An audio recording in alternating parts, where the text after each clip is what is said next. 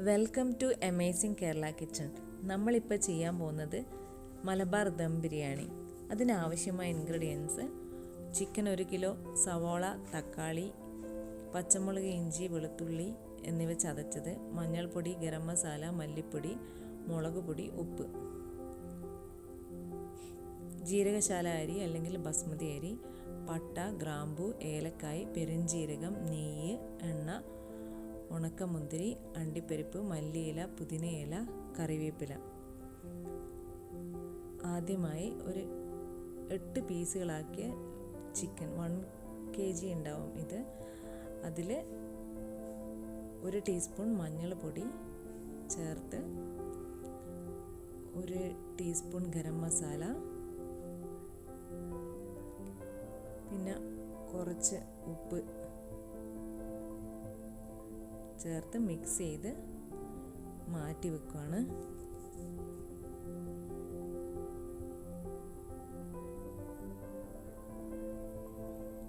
പിന്നെ ഒരു ചൂടാക്കിയ പാത്രത്തിലേക്ക് കുറച്ച് സൺഫ്ലവർ ഓയിൽ ഒഴിച്ചിട്ടുണ്ട്. അതിൽ ഒരു 6 സവാള സ്ലൈസ് ആക്കിയത് ഇട്ട് ഒന്ന് വഴറ്റിയെടുക്കണം.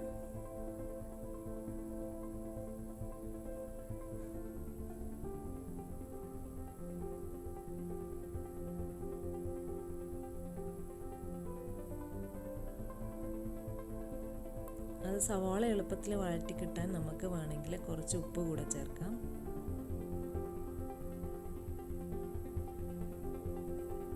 ഉപ്പ് ചേർത്താൽ സവാള വേഗം സോഫ്റ്റായി വരും.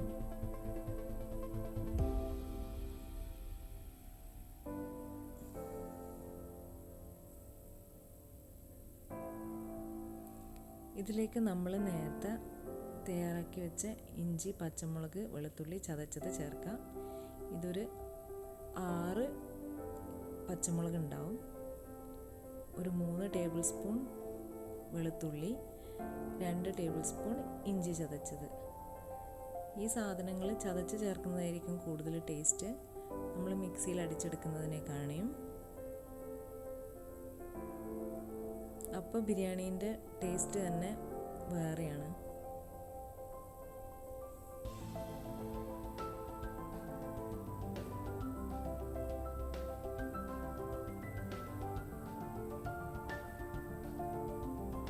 ഇത് നന്നായി വഴറ്റിയെടുക്കുക.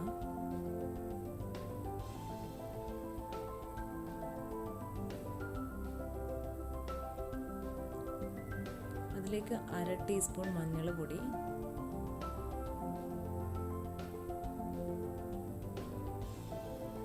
1/2 ടീസ്പൂൺ ഗരം മസാല,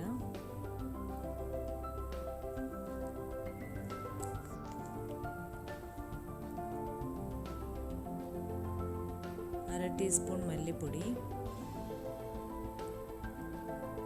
1/2 ടീസ്പൂൺ മുളക് പൊടി. ഇവ ചേർത്ത് ഒന്നും കൂടെ മിക്സ് ചെയ്യാം.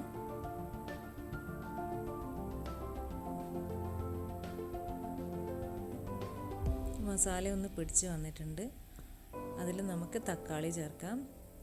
ഇത് 3 വലിയ തക്കാളി ഉണ്ട്. മീഡിയം സൈസ് ആണെങ്കിൽ 4 എണ്ണം ചേർക്കാം.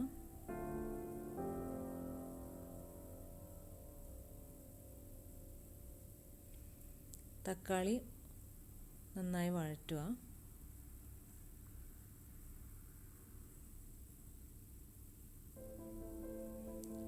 നമ്മൾ നേരത്തെ റെഡിയാക്കി വെച്ച ചിക്കൻ പീസ് ഇതിലേക്ക് ചേർക്കുകയാണ്. ഇതെല്ലാം കൂടെ നന്നായി യോജിപ്പിച്ചതിന് ശേഷം നമുക്ക് കുറച്ച് നേരം അടച്ചു വെച്ച് വേവിക്കാം.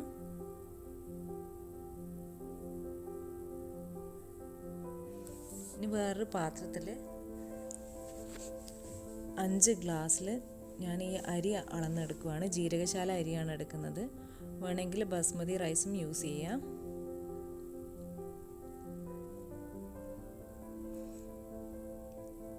അരി കഴുകി ഊറ്റാൻ വേണ്ടി വെക്കുക. അതിലൊട്ടും വെള്ളം ഉണ്ടാവാൻ പാടില്ല.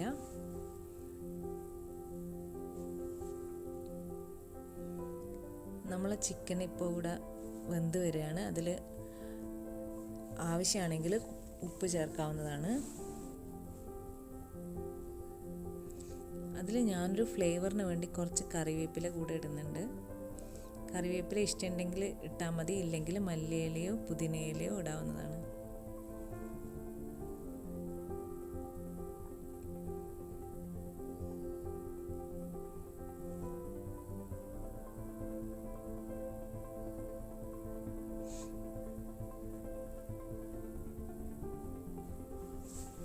നമ്മളൊന്നും കൂടെ അടച്ച് വേവിക്കുകയാണ്.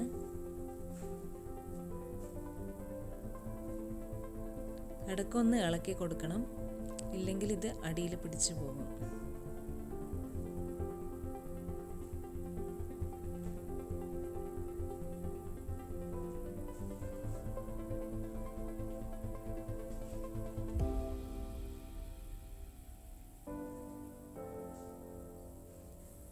നമുക്ക് വേറൊരു പാത്രത്തിൽ അരി ഇനി വേവിച്ചെടുക്കണം.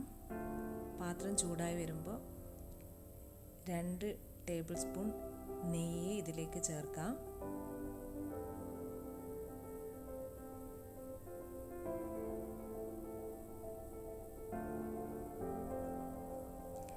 അതിൽ ഒരു 3 പീസ് പട്ട, 3-4 ഗ്രാമ്പൂ, ഒരു 4 ഏലക്ക ഇവ ചേർക്കാം. പിന്നെ 1 ടീസ്പൂൺ പെരിഞ്ജീരകം കൂടെ വേണം.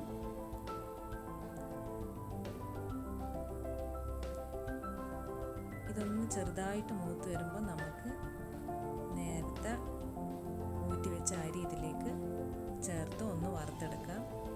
അരിൻ്റെ പച്ചമണം മാറുന്നത് വരെ അരി ഒന്ന് ഈ എണ്ണയിൽ വറുത്തെടുക്കണം. അത് കടിച്ച് നോക്കി അതിൻ്റെ അരിൻ്റെ ടേസ്റ്റ് വ്യത്യാസം മനസ്സിലാവും.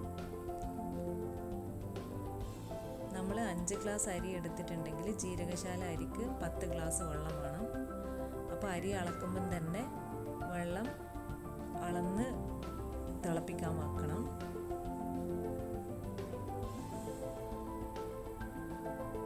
ഞാനതിലേക്ക് വെള്ളം ചേർക്കുകയാണ്.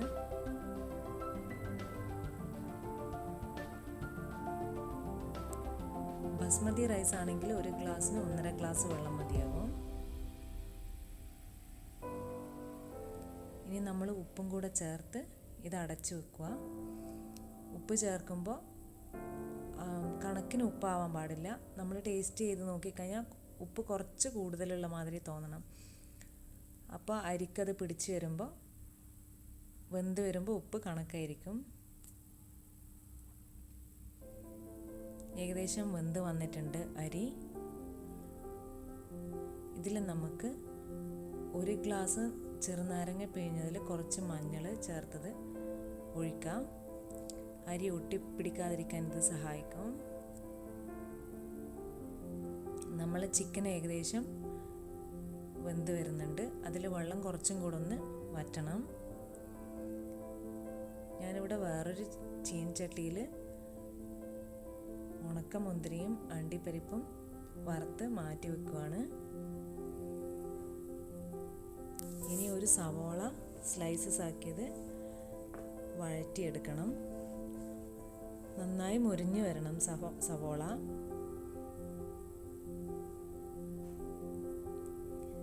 നല്ല ബ്രൗൺ ആവുന്നത് വരെ ഇത് വഴറ്റിക്കൊണ്ടിരിക്കണം.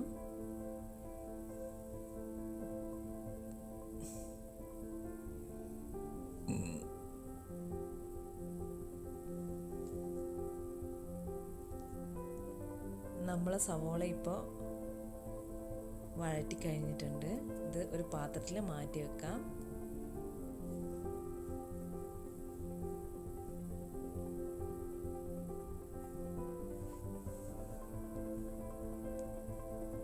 ചോറ് ഞാൻ വേറൊരു പാത്രത്തിലേക്ക് മാറ്റിയിരിക്കുകയാണ്.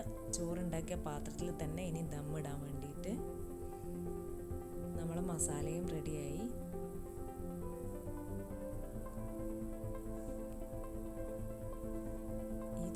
ഈ പാത്രത്തിലേക്ക്, ചോറുണ്ടാക്കി ഈ പാത്രത്തിലേക്ക് ഞാൻ ചിക്കൻ മസാല ചേർക്കുകയാണ്. ബിരിയാണിയുടെ അതിൽ കുറച്ച് മല്ലിയിലയും പുതിനയിലയും കറിവേപ്പിലയും അരിഞ്ഞത് ചേർക്കുകയാണ്. കറിവേപ്പില ഓപ്ഷണലാണ്, അത് വേണമെങ്കിൽ മാത്രം ചേർത്താൽ മതി.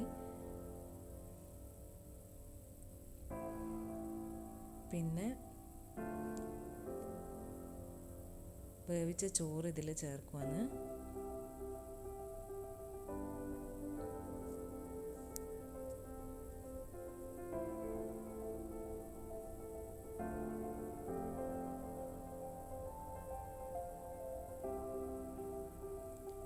ഉണക്കമുന്തിരി, സവോള, അണ്ടിപ്പരിപ്പ് ഇവ ഇതിൽ കുറച്ച് ചേർക്കുക.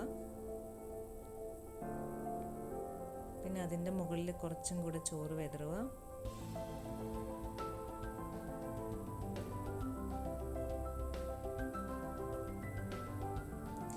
ബാക്കി മസാല മുഴുവൻ ഇതിലേക്ക് ചേർക്കുന്നു.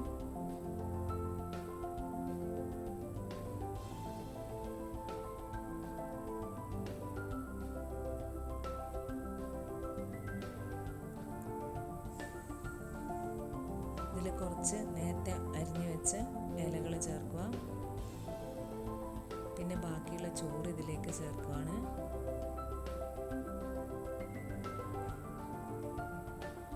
പിന്നെ നന്നായി ഒന്ന് പ്രസ് ചെയ്ത്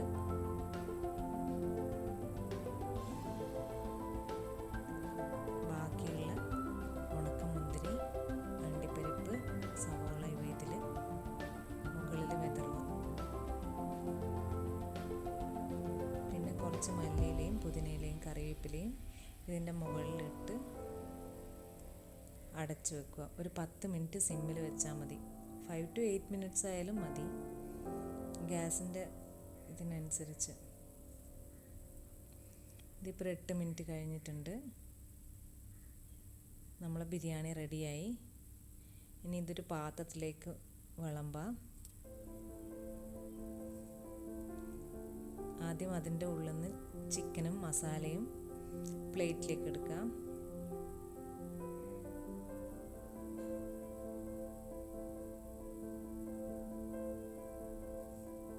പിന്നെ പ്ലെയിൻ റൈസ് കൊണ്ട് അതൊന്ന് കവർ ചെയ്യാം.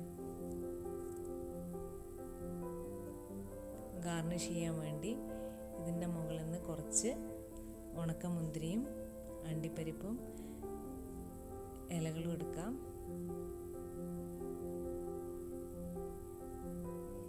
ഇപ്പം നമ്മളെ ബിരിയാണി തയ്യാറായി. തീർച്ചയായും പരീക്ഷിച്ച് നോക്കണം. ഇഷ്ടമായിട്ടുണ്ടെങ്കിൽ കമൻറ്റ് ചെയ്യാം. Thank you for watching.